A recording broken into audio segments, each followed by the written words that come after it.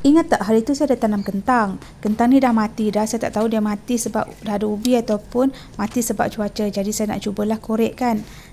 Video ni saya dah cepatkan sebab panjang sangat. Tengok ada juga hasil yang kecil-kecil macam ni. Ini jenis kentang Australian potato. Saya suka beli kentang ni. Dia memang agak mahal lah. Mahal daripada kentang biasa tu kan. Harga dia kalau dekat sini dalam RM7 lebih 1 kilo.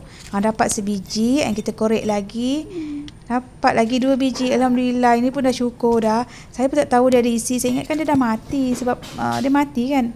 Lepas tu sepatutnya saya curahkan. Tapi memandangkan cuaca hujan, saya malas nak curahkan.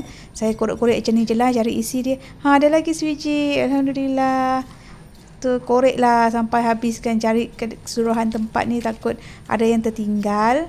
Rugi pula kalau tak ambil. Takut dia membusuk kalau tumbuh. Alhamdulillah. Dapat pokok kentang yang baru kan. Gigih tak saya korek. Korek sikit-sikit sampai habis. Macam-macam pula saya jumpa kat dalam. Korek-korek lagi. Saya tak tahu kat mana position dia. Jumpa yang kecil-kecil. Alhamdulillah. Ada lagi. Satu biji yang besar ni dan satu biji yang agak besar. Alhamdulillah. Dapatlah 4 biji dan yang kecil-kecil tu.